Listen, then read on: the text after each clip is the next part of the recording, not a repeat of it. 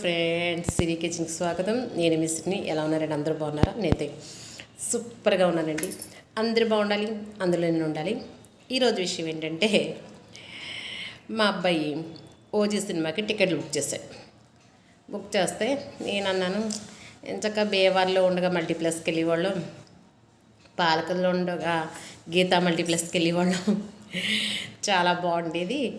ఇక్కడేమో మామూలు మనకు దగ్గరలో ఉన్నది మామూలు థియేటర్ కదా అని అంటే, అమ్మ మామూలు థియేటర్కే వెళ్ళాలి, నువ్వు ముందు సినిమాకి వెళ్ళిరా, నేను టికెట్లు బుక్ చేశాను, సినిమా నుంచి వచ్చాక నాకు ఒకసారి ఫోన్ చేయి అని చెప్పాడు. సరే నువ్వు వెళ్ళావా అంటే, నేను ముందు రోజే వెళ్ళాను, చాలా బాగుంది సినిమా, వెళ్ళండి అని చెప్పాడు. నువ్వు ఎలా వెళ్ళావా? మల్టీప్లెక్స్కి వెళ్ళావా అన్నాను. మల్టీప్లెక్స్లు ఉన్నాయి కానీ నేను మల్టీప్లెక్స్కి వెళ్ళలేదు, మామూలు థియేటర్కే వెళ్ళాను అన్నాడు.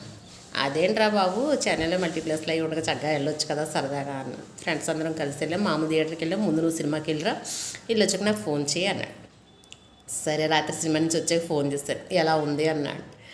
అయ్యి బాబు ఏముంటావురా బాబు, సినిమా స్టార్ట్ అయినప్పటి నుంచి మొదలెట్టారు, విజిల్స్, కేకలు, అరుపులు, డ్యాన్సులు, అయ్యో పేపర్లో పెట్టేసి ఇవన్నీ హడావుడి చేసేసారా బాబు ఫ్యాన్స్ అంటాడు.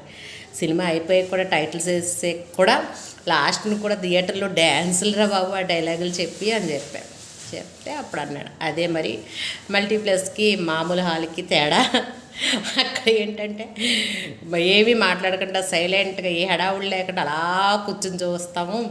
అదే మామూలు థియేటర్కి వెళ్ళామనుకో ఇంకా మన ఇష్టం, ఎంజాయ్మెంట్ అంతా అక్కడే ఉంటుంది. కాబట్టి ఇలా సినిమాలకు వెళ్ళినప్పుడు, అందులో పవన్ కళ్యాణ్ సినిమాకి వెళ్ళినప్పుడు ఈ థియేటర్కి వెళ్ళామంటే ఎంజాయ్ చేయొచ్చు అని చెప్పాడు. అయ్యి బాబు ఉన్నారండి రాత్ర, అయ్యి బాబు స్టార్ట్ అయింది, పేర్లు పడ్డాయి అంతే, మొదలుపెట్టారు హడావుడి.